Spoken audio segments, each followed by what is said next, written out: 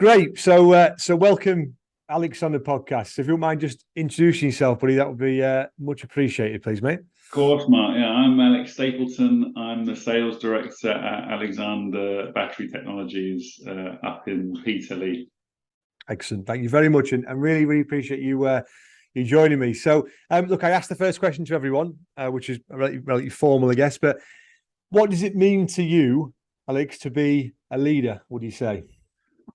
I think that's a very good question, and there's so many ways of answering it that spring to mind. But for me, I guess the big thing that always comes back to me when I think about that is responsibility. Actually, I think that drives a lot of what I do personally. Anyway, and I don't think there's a right answer to the question. I think it's so flexible in terms of the personality, the people, the person themselves.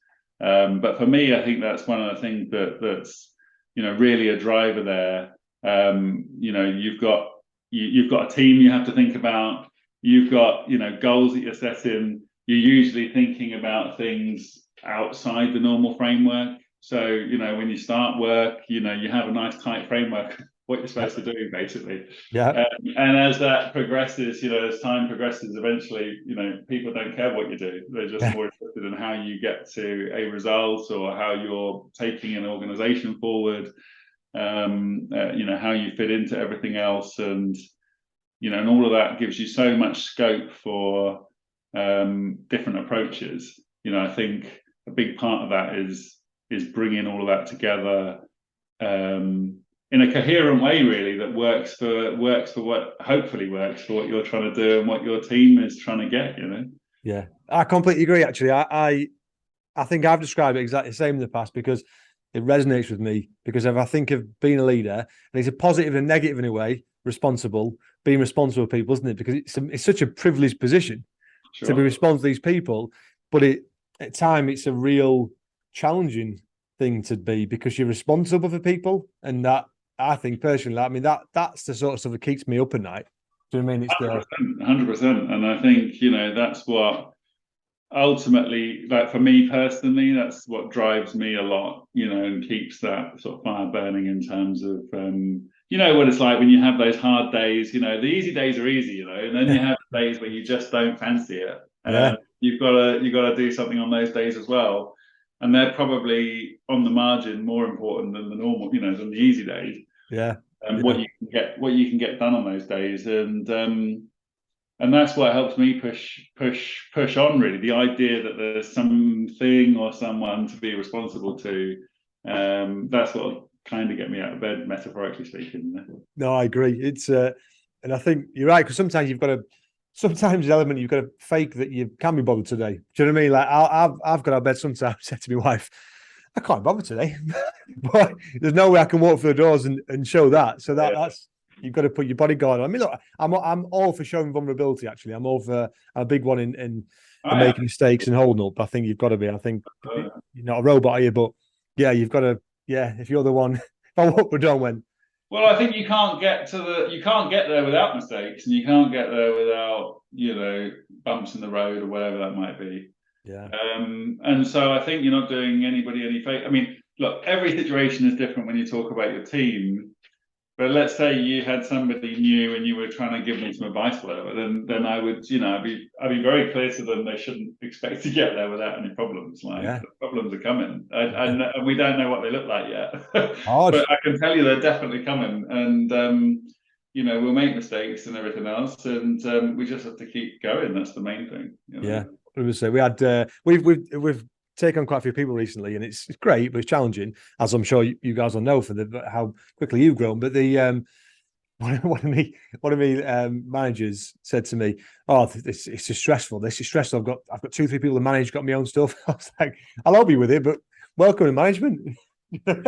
Like there's a fine line in between tough love and what have you, but it is hard, isn't it? It's the hardest job in the world, managing people. Getting rid of that stuff. Yeah, getting rid of your own stuff. That's the Yeah, exactly. All these people, in theory, I shouldn't have anything to do, but yeah.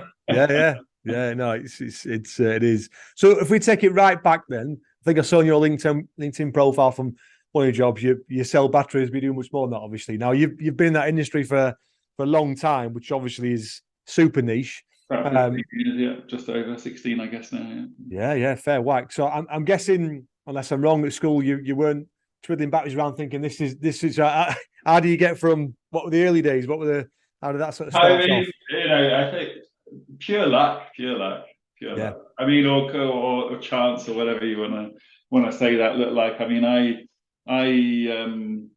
well, I went to school like everybody else, and I actually dropped out of university when I was 8 weeks in.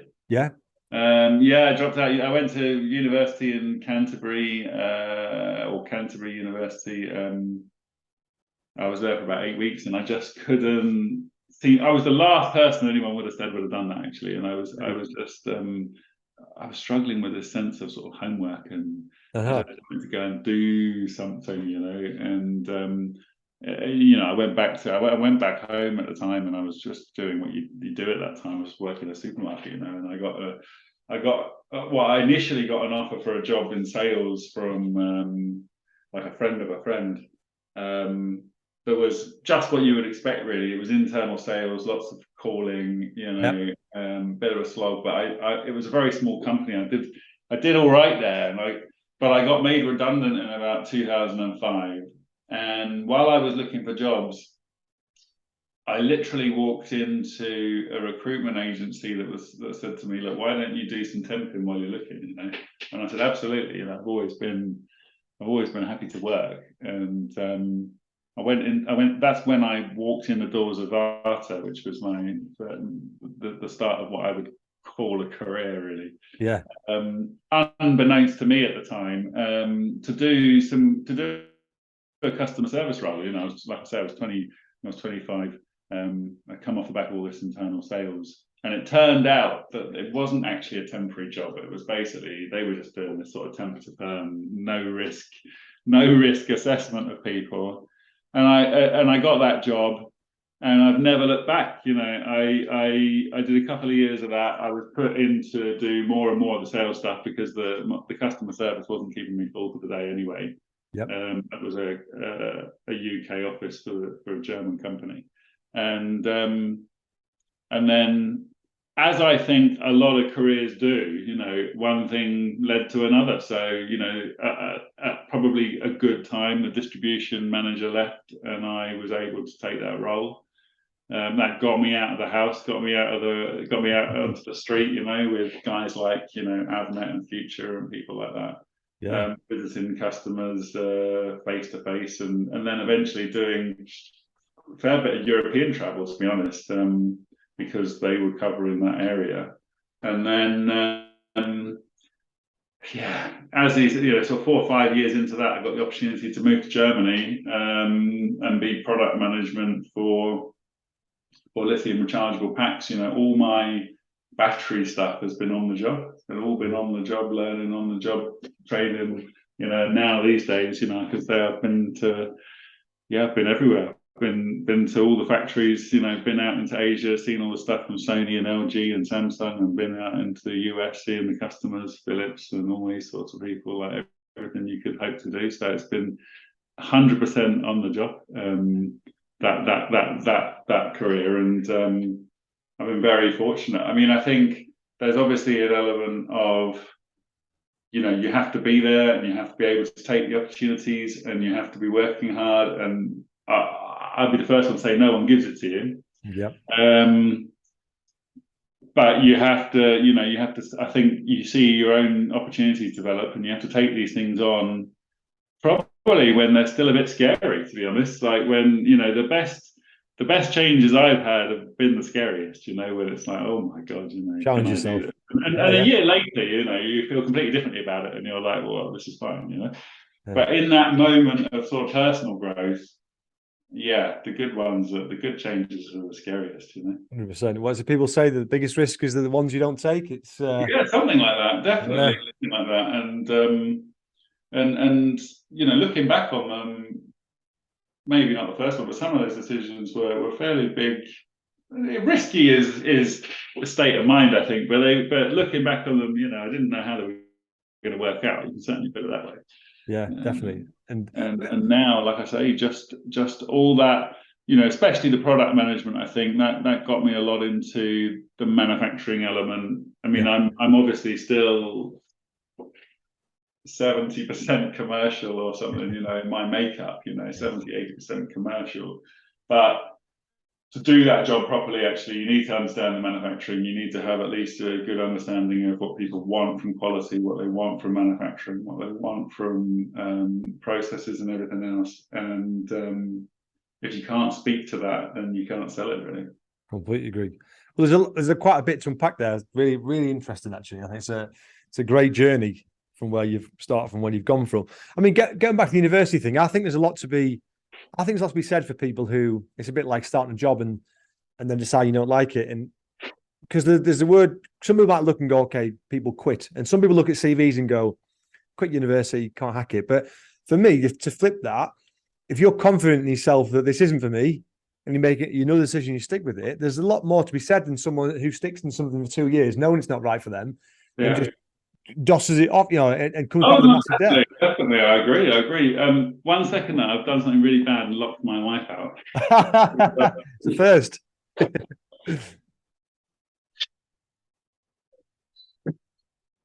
If I leave the key in the door, she can't get in. And my cats are in and out, and I've There you go. Oh look, I mean, I was all ready to do it. I do love business in general. That's why I went to do the business studies. I love, and I think that was kind of the paradox, because I like getting involved. Yeah. And I like the fact. I think what I like about it is that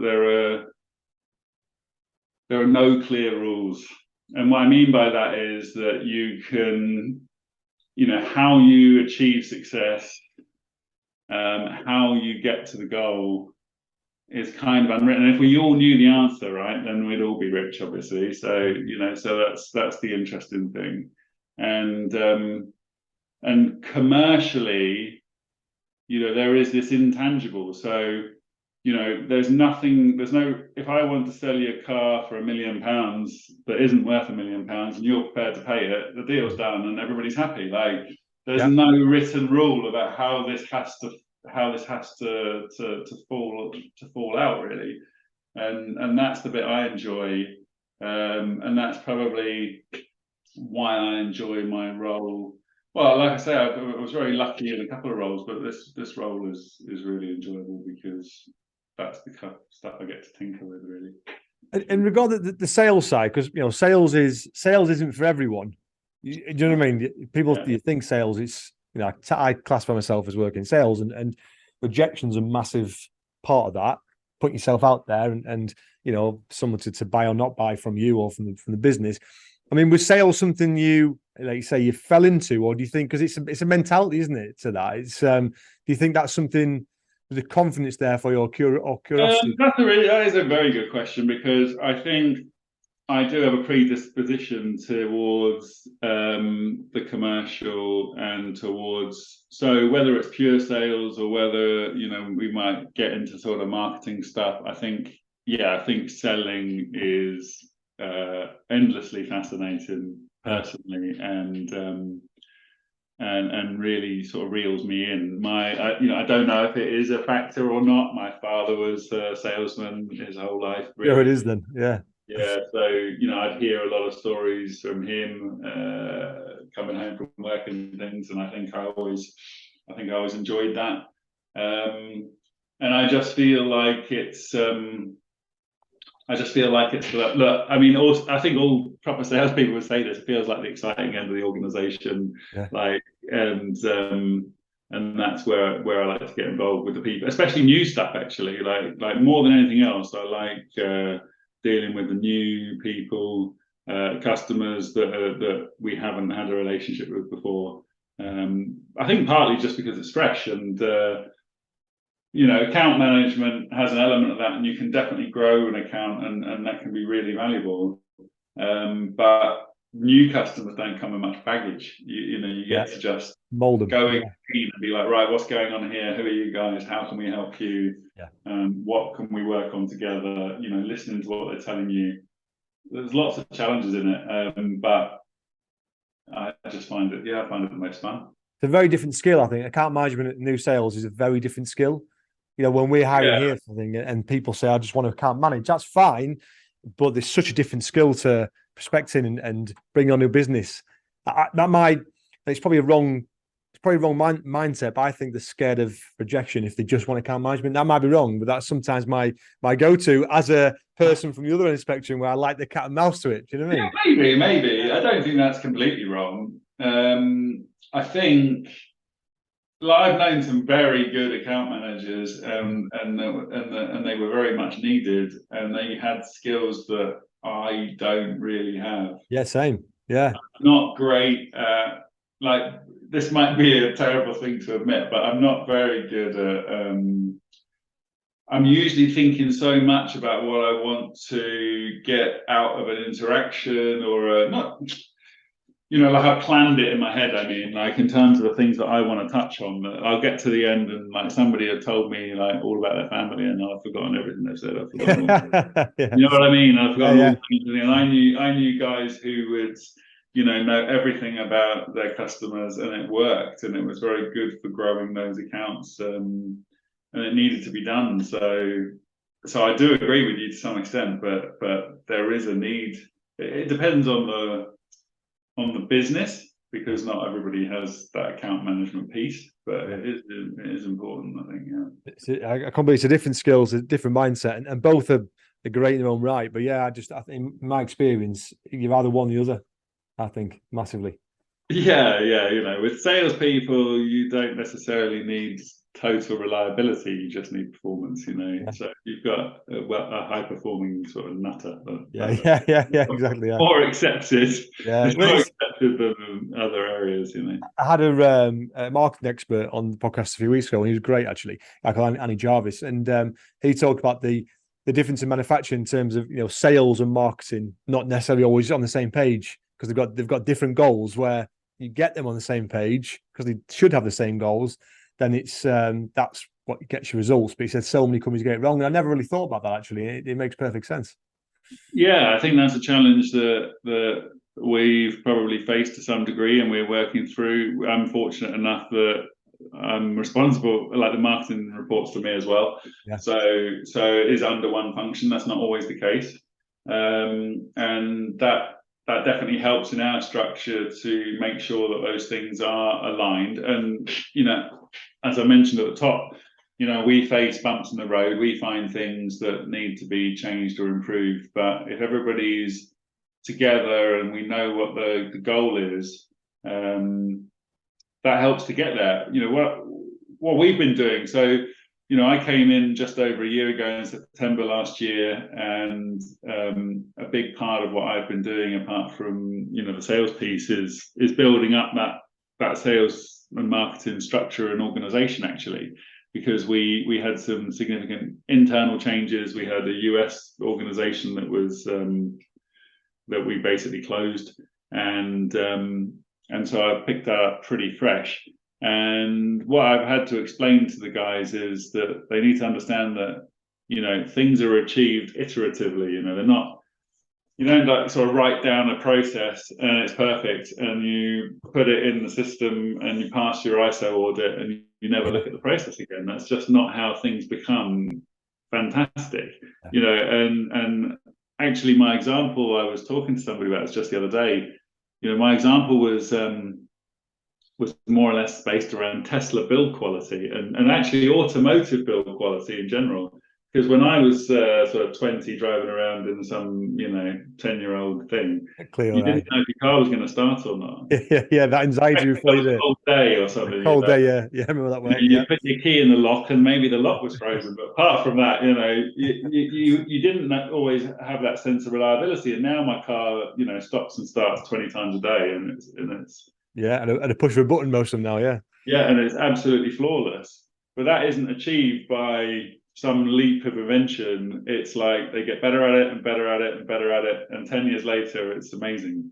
And a company like Tesla, they're bringing in all this expertise. They're going to hire a bunch of people who straight out of that industry, who definitely know what they're talking about, who definitely have the experience, right? Yep. But one thing that people note is that the inside of a Tesla is not the inside of a Mercedes, right? And that isn't because they don't know how to do it. It's because you have to actually bed in that production and perfection process. You have to do it. I genuinely believe you basically can't get there in one step. You have to just do it and then say, right, that's better than what we had. Now this is better than what that was. Yeah. This is better than that was. And once you've done that for a little while, you're miles away from where you started. Yeah, completely. When you look at Tesla in the next 10 years, these will look like Clios. And absolutely. Yeah. And I think that can be replicated in any business. I mean, we try. It sounds daft, but every week my team come with a 1% change they're going to make on their own desk, and we have a team 1%, and it's just the compounding things. Actually, we look back over the 6 months of a year, although the impact that's had it's massive. Like you say, if you're always thinking of new ideas to just change tiny little things, it adds up. So yeah, I agree. Tesla's the beast of that, but you've got to take those on to your own business, haven't you, and develop it. Yeah, massively. Do you think, obviously, given the fact you've been lucky enough to work in so many different countries and cultures, how much has that molded who you are today, would you say? Because they're amazing experiences not many people have. Yeah, I guess. I think what that does for you is, or at least what it does for me is it just makes you a lot more open to different ways of doing things. I think it makes you a lot more understanding that not everybody wants what you want or what you think they ought to want.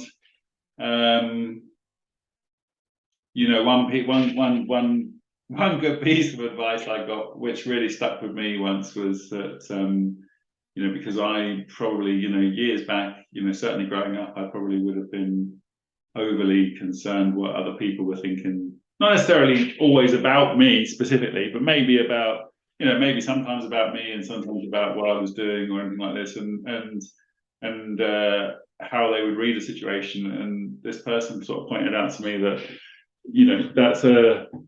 it's a bit futile doing that, because other people don't think the way you think. Yeah. And so all you're doing is applying your thought process to someone else. Mm-hmm. And they don't share your thought process. They don't share your values. They don't share your culture. And that's true of anybody. But once you start getting international, then that's obviously quite a big gap. Then the gap gets that much bigger and that much more obvious. And so, the really small examples might be, you're in another country and you sort of notice the different way they're running a different traffic light system or something. You think, oh, that's good. Like you see these ones in Europe where the traffic light is at the height of the driver's window. So instead of doing this, so you see it, it's just literally there next to you, and you think, yeah, well, this is a good one. So you go away from that idea of foreign and different is bad, which as a kid you probably strange and wrong, and then you suddenly realize actually it could be a lot better, and it just makes you think, it just sort of rubs the corners off, which is I think why organizations need to bring people in from who have had that experience and had that exposure to different cultures massively. I mean, I think there's definitely something said to bring people in with your special expertise, but I think if they have worked for different shapes and size companies who have, of different walks of life, I think, you bring new ideas to business for sure. Yeah, look, and it doesn't hurt on the human side when you're connecting with people. Our customer base is quite international, maybe not into Asia for customers, but certainly Europe and US. Certainly we might be involved with Asia for supply side. And being able to relate to people, to understand just a few of those, you're never going to get it all, are you? But to understand a few of those cultural things, it just helps to build a connection sometimes, with people, that you can maybe demonstrate that hopefully you can relate to them a bit, Yeah, massively. So fast forward, obviously, when you start with Alexander Technologies. Now it looks as though that was just after the craziness, obviously, of what went down, because we saw firsthand for that. I mean, just to tell you about, so when we'd done a little bit of work with him, a little bit of work. I think we placed maybe 3 or 4 people over, maybe a year or two, because they weren't, numbers wise, relatively small business. And then I remember the day COVID hit, probably the 2 worst days of my working life, I would say, because we're a predominantly perm business. We had one big contract, which a group of people coped the ship of the HMS. And I remember when obviously the announcement came, and obviously this was before furlough scheme, key workers, all this type of stuff. And I remember just thinking, what the hell am I going to do here? Do you know what I mean? Like and you go back to responsibility and that weight of responsibility of the people that we, potentially we might have to let go. It was horrific. I didn't sleep for 2 days. And then the key worker status came in, which massively helped us because we had a lot of pharmaceutical, food, medical stuff. And that helped. And then furlough scheme came in. So I thought, we're going to be all right. We're going to at least keep people. But obviously, you still got overheads as a business. You know what I mean? You still got all the stuff to pay. And I remember Vicky, one of my senior managers called and said, taking a call from Alzheimer's Technologies. They, explained, reminding me what they did again, and said they're going to be pretty busy, basically. That's what they did.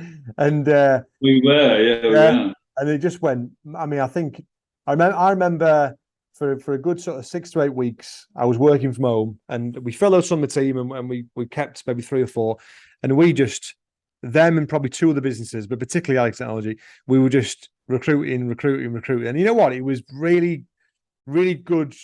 I really enjoyed that. It was great for me going back to basics, just recruiting. It was a real privilege to be part of something which felt important. Do you know what I mean? I'm not saying that. Sure. Because manufacturing is important, but there's something about that time having some form of tiny little impact in terms of what was going on. I've always been incredibly grateful to have that opportunity to do that, and it was great chaos. Do you know what I mean? In terms, it was just growth, which was very dynamic. I think facing those kinds of problems are very positive problems, and because you have a clear target, you know what the outcome's going to be, you know why everyone's doing it, right? So everyone's invested in solving this problem, and you get quite a thrill basically from being part of that process and helping to deliver that. Especially when you say it out loud or you write it down, it sounds a bit impossible. Basically, I think that only adds to the excitement. Basically, like we got to try and do this mad thing, and it had a proper, as you say, it had a very good reason behind it. It wasn't actually, it wasn't to make money. It wasn't to it was about. It's not about everyone's survival, but it was about, contributing to that at the time. Massively. In a very tangible way, in a way that people could measure. And that was absolutely fantastic. That was obviously a little bit before my time, as you said, but we went through a lot of painful growth. My boss, Mark, he was working all hours. Yeah. I'm sure he spent as much time in the dark as he did in the day, with the team. Yeah. And not only was it possible to achieve, what was needed in an enormously short space of time, I think, the staffing was like quadrupled or more to like 400 odd people. But you can never plan for, can you? You can never plan for. Can't plan for that. Size of the building, the back office, everything that goes with growth. I think it was beyond what you would plan for, even if you made a plan. Yeah. So it would be beyond reasonable in the meeting to say, well, shall we see what we'd have to do if we had to do this? And we'll say, well, we're not going to have to do that. Yeah.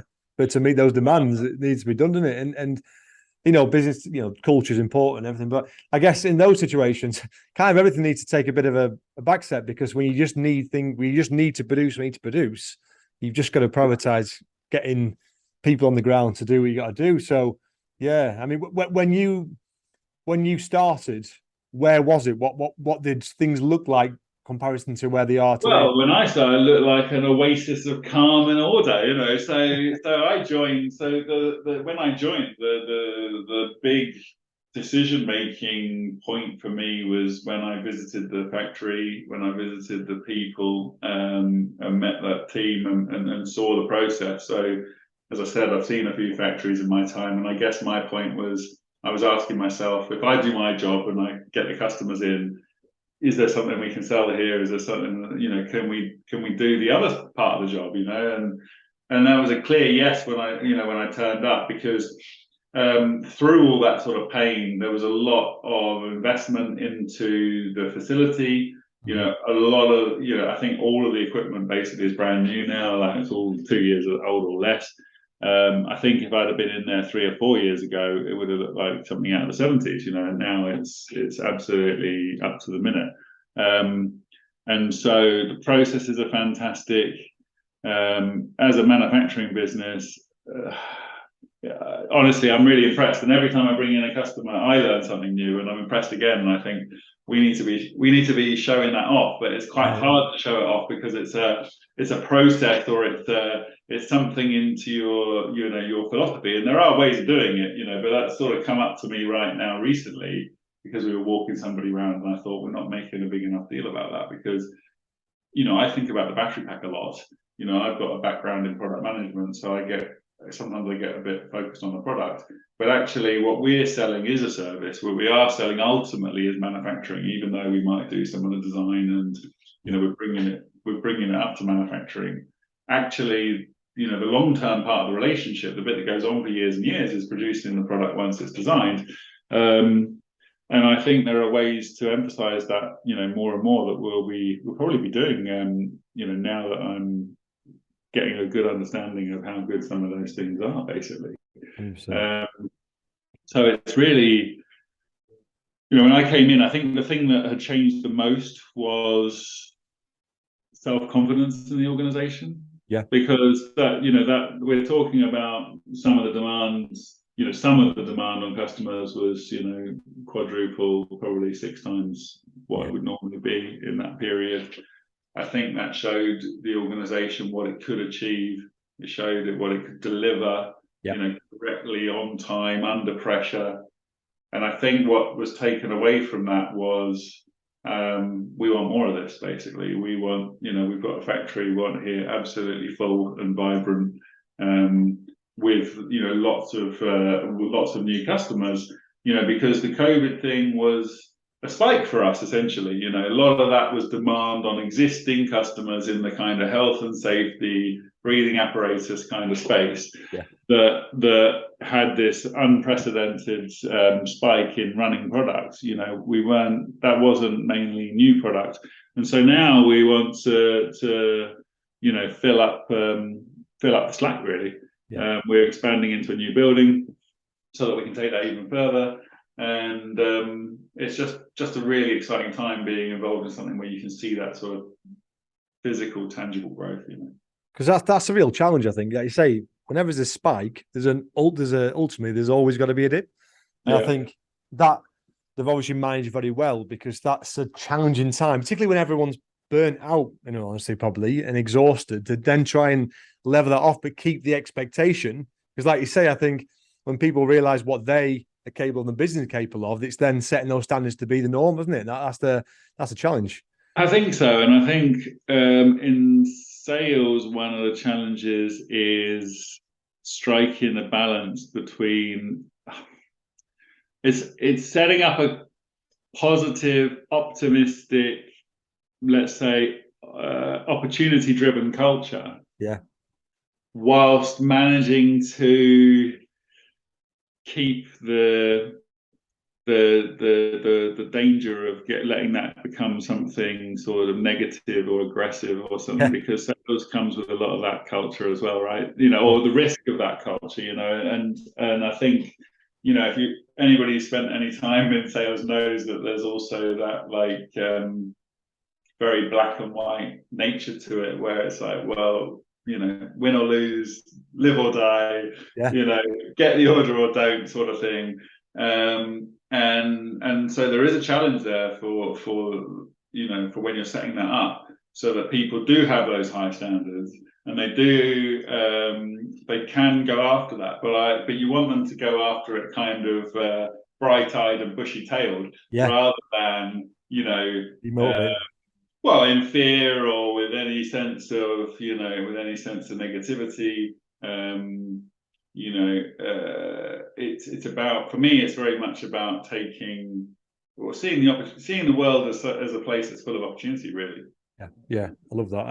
And I resonate with it massively. The journey we've been on the last year, we had our best ever year by far. I ended in September, so I went to our sort of year 8, and some of the performances were so far above expectation in last year's target that we're in a tricky place in terms of, do we just consider that a massive overachievement, or do we go like, look, on that now these are our expectations?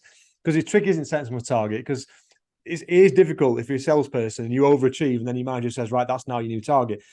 But in effect, that's kind of what we've done.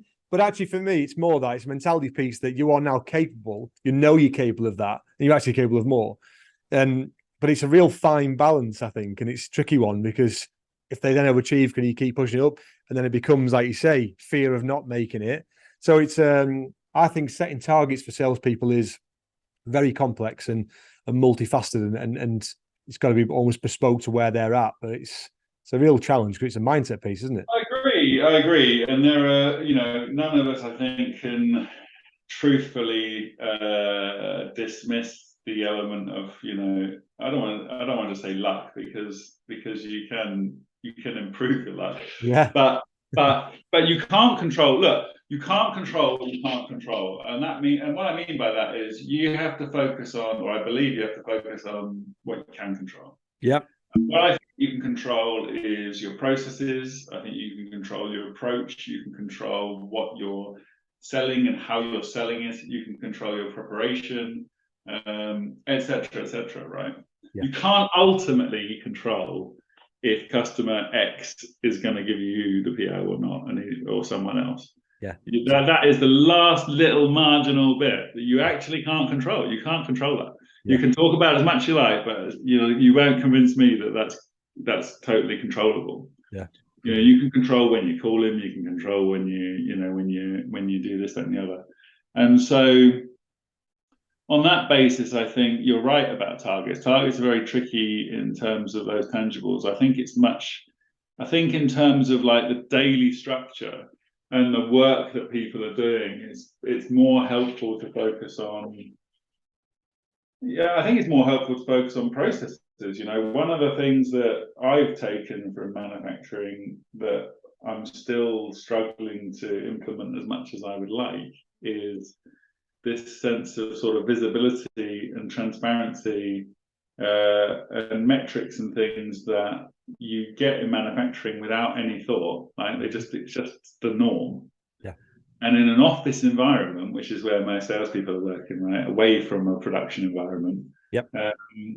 Even discussing those things is a bit of a challenge, a cultural challenge. People are like, well, what do you mean? What do you mean? And so what I try to do is be as reasonable as possible about those. But the point being that, going back to what you can control, right? I can control if I want to make 30 calls today, I can control that. Yeah. Now, there are lots of other factors. Are they good calls? Is it good data? Maybe things like that. But I can control those things. And then, again, going back to what I was saying about iteratively, if you know you're making the calls, then you can start looking at, okay, what are the quality of these calls? Who are we calling? Etc. But the calls are in place, right? So we're making the calls. They're not. We know already they're not the best calls. For example, let's say, that's your starting position. Now let's look at if they're good calls, bad calls. How do the people making the calls feel? Have they got to make too many calls? Like, we obviously have sales things that we do. We have a mixture of activity. We have marketing, we have incoming stuff, we have we have outreach, we have existing accounts. What's important for me is that the people have the energy and the enthusiasm to be able to make it repeatable. Yeah. So, we're never going to be, well, first of all, we wouldn't ever have enough data to do it, but we wouldn't want to be, kind of like a Vodafone or something, making 1 to 200 sort of calls a day or something like that. But that's just never going to be it. And the value of the pitch is actually, too many levels up to make that something you could easily do with a big group of people. Is quite a trained. I think the world moved on a little bit from that anyway. Sure. But I mean, what we sell, it's not like we're selling, cheaper electricity for your company and everybody wants it and you understand what cheaper electricity means. Like we're looking for OEMs that produce, they want custom battery packs, which means they're probably spending fairly big bucks repeatedly. You know, they've got strategic buyers, they've got a whole structure in place. You know, it's just not like our goal on a call is to get another call. Do you know what I mean? Yeah. Our goal is to get a conversation. Yeah, and not much more. Game. You know. But the point being that, you know, I need people to be able to apply themselves, be happy, be alert, be able to engage with the customer, to be themselves to a certain degree, you know. So I think if you focus on those processes, that's where you can start to say, okay, well, this is working and this isn't working, and let's work on that. And then the target thing is really tricky, because salespeople want targets on some level because they want bonuses as well. You know, it's a different part. Very tricky beast to manage. I can only speak from personal. I guess I've only ever managed salespeople, but yeah, they're probably a different beast to others, because they are demanding in a good way. Yeah, absolutely, and you want to encourage that to a certain degree, and then you're just trying to strike the right balance. Because if people aren't getting enough of the right results, they're going to get deflated, and then you end up, you know, your danger is that you'd end up in a downward spiral, I suppose. And at the same time, you know, you want them to achieve all they can achieve. You want them to stretch, you know. So 100% agree. Well, quick question I had for you, actually, if you don't mind. And did you relocate for this job? Were you, because you're obviously not from the area, did you relocate from this? No, I'm talking to you right now from the southeast. I'm in. Oh, okay, interesting. Right, okay. Near Farnham. I was here already. I mean, actually, so when COVID hit, I was always remote, really. Well, except when I lived in Germany. But when I came back to the UK, I was remote. In this market specifically, I think that's quite typical, to be honest. Especially if you have like a wide area to cover. That's a lot of your salespeople will be remote. And then I think it's quite a niche market. So if you wanted to find somebody with, look, I don't know what the number is, right? But if you wanted to find somebody to sort of lead a sales organization in Europe for custom battery manufacturing, you know, that had that experience, I knew it's very small. Might be getting down to about 10 people. Yeah. You know what I mean? You know, so it's a little bit of a employees market in that sense. But I'm in the office it varies obviously, but you know, every other week isn't unusual. I'm going up this week. I'm actually staying over the weekend. I'll be there until next week, because again, in sales, you react to whatever's going on. You know, if that's the opportunity, people want to come and see you, the answer is yes. So you know, that means that sometimes you're lucky enough. Sometimes you have a quiet week, which might be nice on a human level, and other weeks you got total mayhem, which is a bit closer to what we have next week. So but I love that part. I love all the opportunity, and also customers that we talk to. Again, they're everywhere. So if I were going to go and travel to see a customer, I'm just as likely to go to Heathrow as I am to jump in the car. And for that reason, where I am is probably less important. I won't lie. I think it's nice to be in front of the team the whole day. I think there are advantages to that as well. I think it's great to be able to get in and see people. You can feel the vibe. You've got your finger on the pulse a bit more. You can tell how people are getting on. Like if I've got a sales guy at the moment who's working from home as well, and he's having a bad day, I don't know unless he tells me. You know? True. Yeah. So I can't step in and see something that I want to, you know, can't be reactive. To maybe, you know, just do something off my own back because I'm not seeing it. But the challenge in this particular setup is that if we hired a bunch of people tomorrow and we sort of doubled the size of the sales team, chances are that even if I were in the office, they wouldn't be. Yeah. Mm-hmm. Yeah. So from that point of view, there are limits to what I can do. Although relocating is something that's, you know, it's definitely a possibility. It's a question of time. But I think the fact that's worked, you know, you've been there for, you know, a couple of years and you've promoted. So it's obviously worked. And I think this is for me where companies need to be a bit more open-minded, particularly after COVID, where people were forced to work from home and did it successfully, where you don't necessarily need sales functions to be under one roof. Do you know what I mean? Because I think, we've probably had a bigger influx in sales roles than we ever have done, because I think companies are sort of pivoted and changing and have been much more proactive in that. And you're absolutely right. Really niche people, a lot of manufacturers do something very, very niche. And I think if you need someone from that specific area, you need to be a bit open-minded about how you're going to set that up. So I think the fact that's worked and is continuing to work will be testament to companies listening to this thinking, maybe we go down that route. I definitely don't need it for productivity reasons. I think you can tell. I think anyone can tell who's not working. Yes. I think if somebody in the team is not working, the rest of the team know they're not working. Yeah. You don't. It's not some like gift that the manager has or the boss has. That everyone knows who that person is. If you've got somebody who's not pulling their weight, right, it just stands out. What I think is maybe a shame is the human side. Like, I think for human beings, it's nice to come together. Yeah, that's how we're built on it. True. I think that's just purely putting all the business stuff aside. I think it's nice to see the people, connect with the people. You can see it and hear it and feel it a lot better, and that will probably never not be true. That's so to get that balance. I think that's what it is, isn't it? Yeah, you need to I do think you need to still put some time into that and put some time into the people, basically. Yeah, 100% agree. Well, I've got some quick fire. Well, they're never that quick fire, but I've got some questions which will be quick fire, which I shall ask you. So, the first one is a bit of an interview question, so I apologise in advance. What's the most innovative technology or strategy you implemented to help change your team or the business for the better? What do you say? So, test of that. Yeah, I would say for us, it's that we're still on that path, but I think it is that bringing that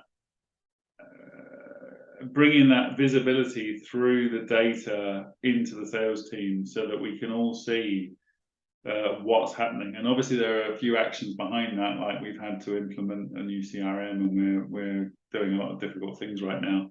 But what I mean is, when they're supposed to produce 600 batteries on the line downstairs and they produce 599, it's visible. Yes. Yeah. And when you talk to your sales team about, again, this makes it sound like I'm running a battery farm, but when you have sales team and there's supposed to be 30 calls today and there was only 29, that needs to be visible. Yeah. That isn't because I'm going to come down. Accountability, isn't it? I'm going to come down waving a piece of paper saying, well, so and so only made 29 calls, right? But joking aside, those discussions do happen in operations, and the point of them is not to tell someone they failed. The point is to understand what actually happened, because it might be that the line was stopped for this reason and we only got to 599. And the same thing would happen, and we would decide, okay, is that something we can control? Maybe it's not, maybe it is, maybe we can make a process improvement. And we would do, and now we're driving very much more to a position where we can do that kind of stuff in sales. Salespeople are difficult, emotional. They're law unto themselves. They have totally different expectations. Amen. So educating them and training them to try and see that as a positive. Some of that comes from culture. Some of that comes from me, so that they do understand that it's not about hitting people in the head. It's about like being able to look at it. Is this reasonable? Maybe it's an unreasonable number. Maybe that's the reason. Maybe you can't make 30 calls, whatever the target is, right? But let's make sure we know. Let's make sure we know what's happening, and that it's not behind some curtain of like, what did you do today? No one knows. I couldn't be more on the same page, and I still love working, probably because I'm from a sales background, and I love offices with numbers and things going on. But it's accountability. I love walking around factories and I see the stats and I see the time, and for me, in any setting, if you know what you've got to do, how you've got to get there, and how many, it almost takes a lot of the hitting people with sticks away, because you manage by the numbers, and it becomes a blueprint of what good looks like versus right or wrong. I think that's the right way to do things in my eyes. Yeah, and I think it's I don't want to get off the topic, but like anything like that, I will almost certainly, especially if it's a new thing, I will almost certainly prove it to myself first. Yes. How long does this take? And I'll do it. And then And then I'll even shave a bit off because I'll be like, I'm not expecting everybody to do what I just did, but it is reasonable to expect this, especially when you consider, again, rightly or wrongly, office environments are not super efficient. Yeah, completely agree. Good answer. I told you they had a quick fire. They're too interesting.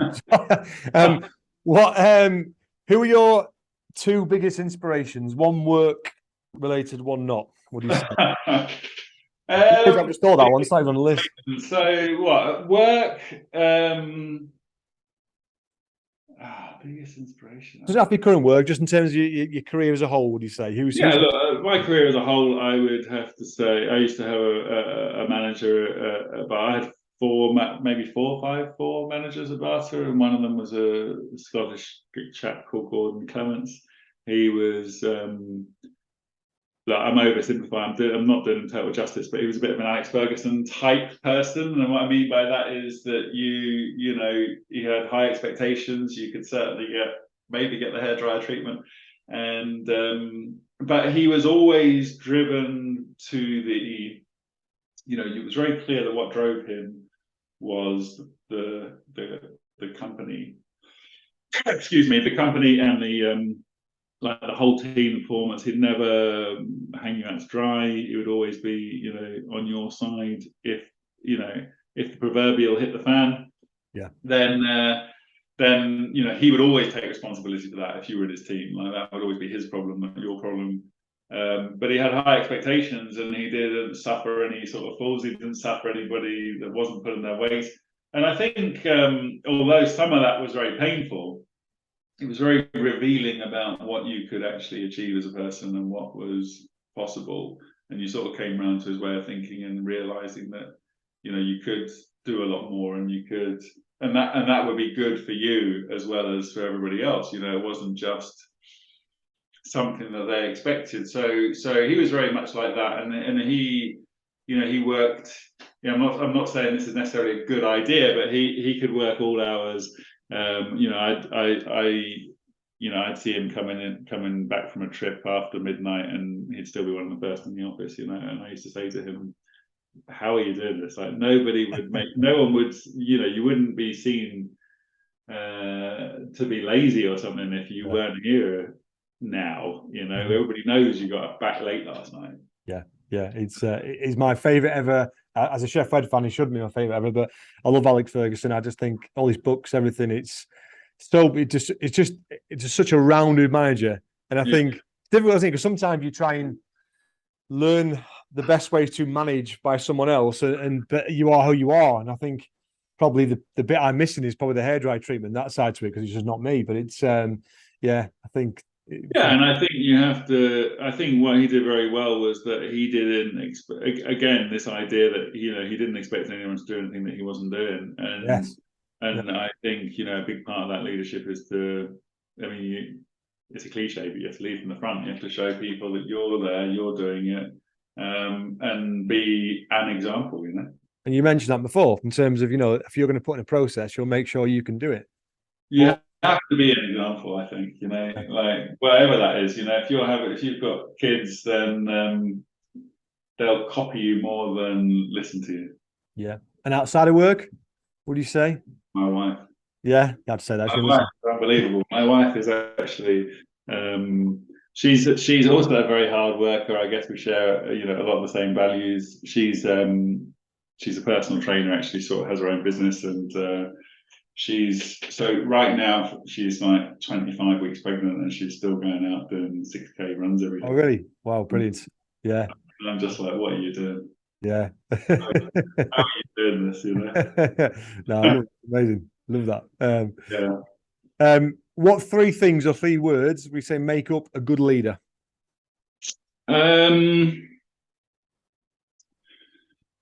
Well, I think discipline. Actually, I think because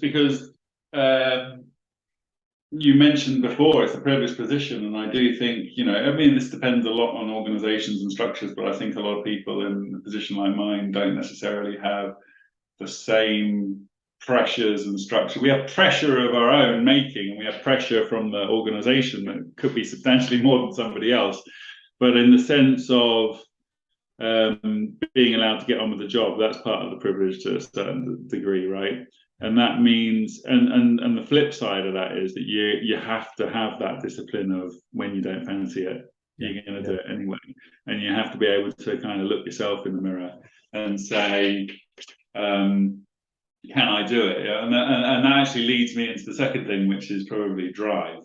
They're very much, I guess they're very much related, but being able to be the one that sets the pace and provides that kind of metronome for the organisation. No, we've got to do it again. We've got to do it again. Let's keep going. Yeah. And then, you know, on the other side, I think empathy, really, being able to understand what people are going through, being able to understand what your team is facing on an individual level, having a sense of the challenges that they have, because they're not all, I mean, they are literally all coming at it from a different angle, really.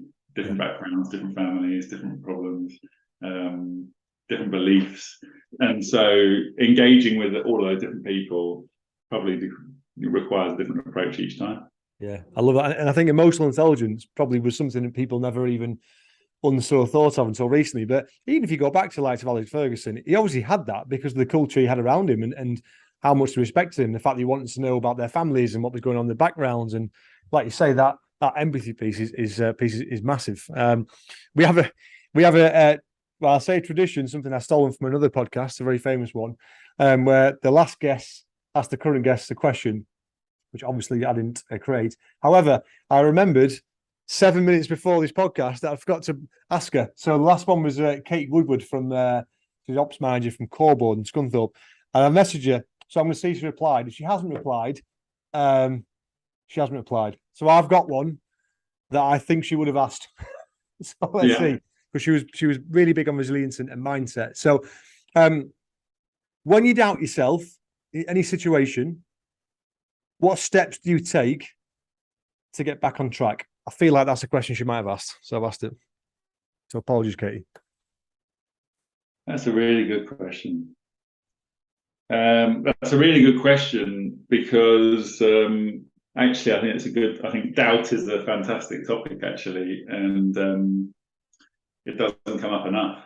And I think fear, which is kind of related, doesn't come up enough. And in business, whether it's manufacturing or not, I think in business that topic is swept under the table a lot. Like everything should be fine, and like you know, like if people would say, "Oh, you're too emotional at work" or something, like as if emotions don't exist or something, and like a badge of honor not to have them. Yeah, and like in the army or something, where it's absolutely life or death, you know, that you get over your fears. They don't sweep fear under the carpet. They talk about it. They plan for it. They have strategies so that you can get past it.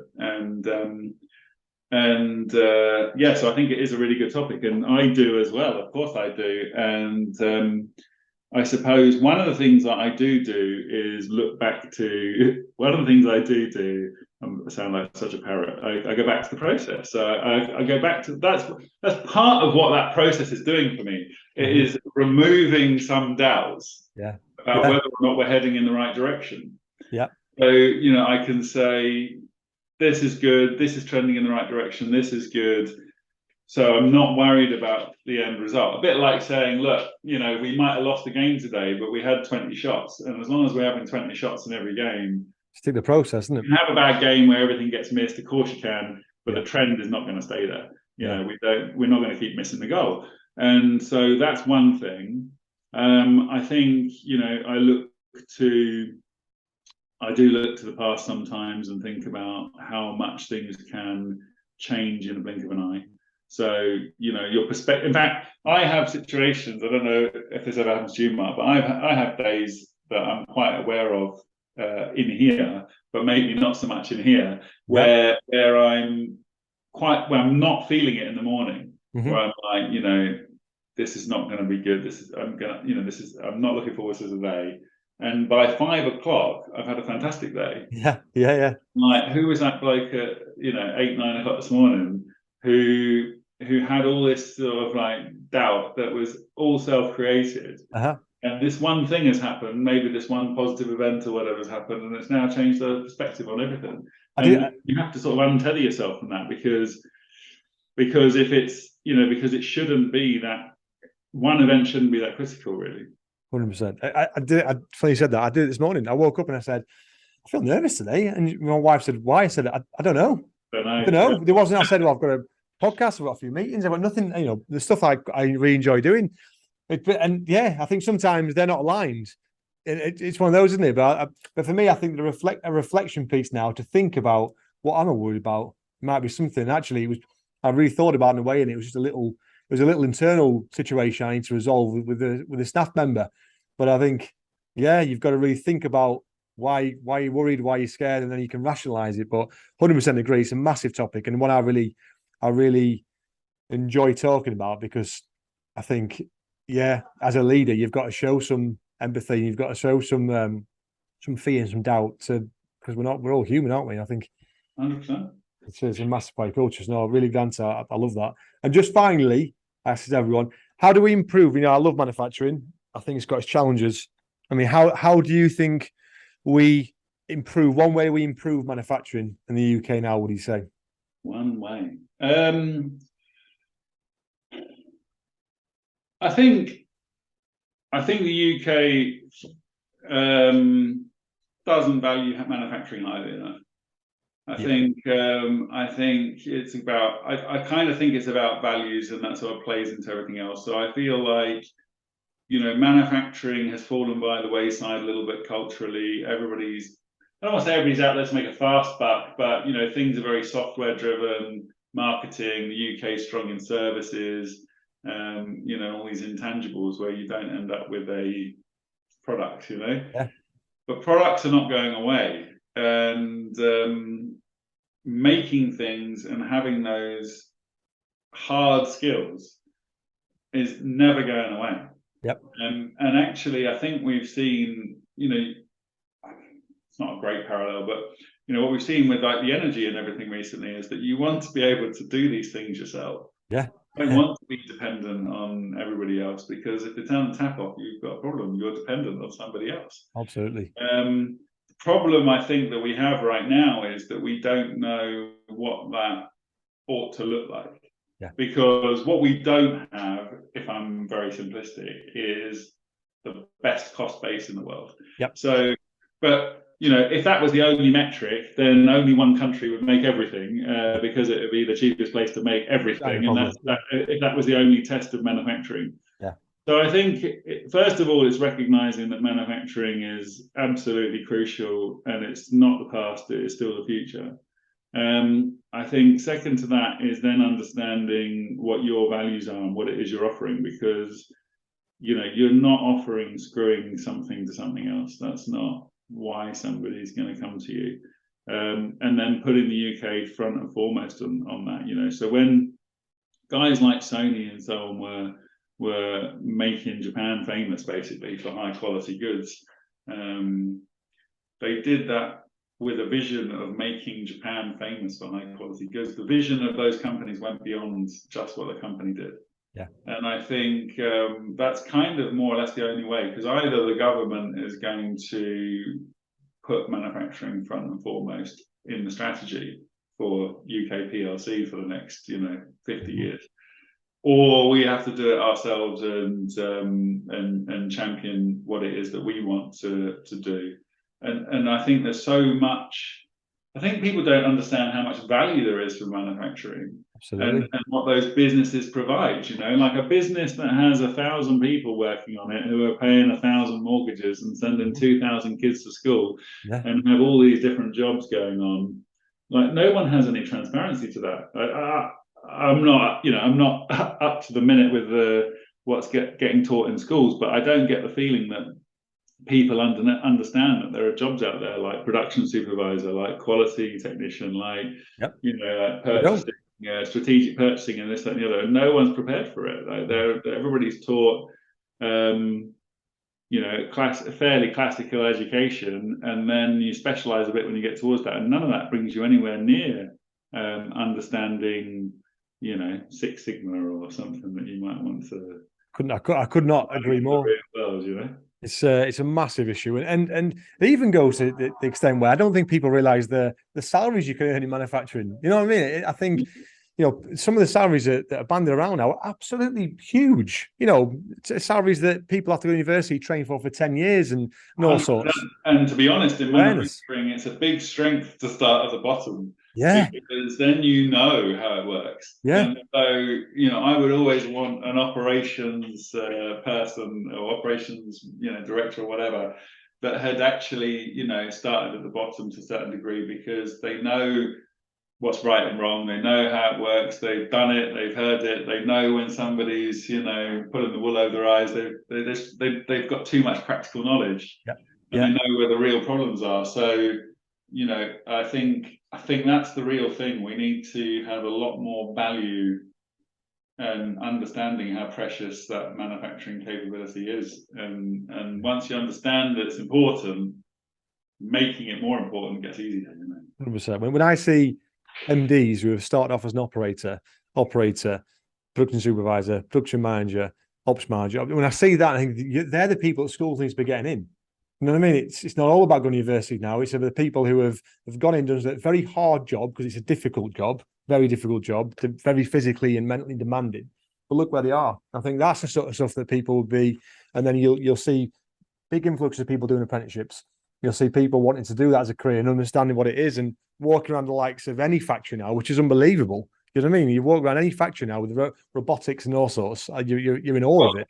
Sure. I mean, I think we have a responsibility as a company to support all of our staff if they want to progress, right? So sometimes you have to provide a bit of that environment, because if you don't let an operator off the line to learn anything else, then obviously then they're a bit stuck, aren't they? Yeah. But, you know, anybody who wants to show that interest, it's very hard to stop them, to be honest, if somebody wants to progress. And you would know yourself from your market that, you know, if you've got an internal solution that's ready to go, that just needs a little push, it's cheaper, faster, better for the organization, better culturally, it's better for the people coming through. There's so many positives about doing it internally. But I think we can take care of that part. But what I think is missing is that, yeah, like I say, people just think, oh yeah, I'll mix maps, you know, I'll start a marketing company, and charge my time out at £500 an hour. And I understand the sort of attraction, but manufacturing is not going away. No, completely agree. Look, it's just been superb. Really appreciate it. I almost make a conscious effort now to go. I'll try and get these podcasts around 45 minutes, and I just enjoy talking too much, and they go well over. So another one it has. But look, really appreciate it. Right, you can edit out the bit with me opening the front door. No, I'll leave it in. It's, I'm joking. But no, really appreciate. I think loads of takeaways, people, and one off my own heart of just pure, you know, really a lot on the sales side, the mentality side, and you know, as I mentioned, you know, what Alex Tech have gone through and achieved over a real crucial time is testament to the amount of hard work they put in and still doing it. So really appreciate everything today. I've really enjoyed it. Good. No, thanks for the time, Mark. Appreciate it as well.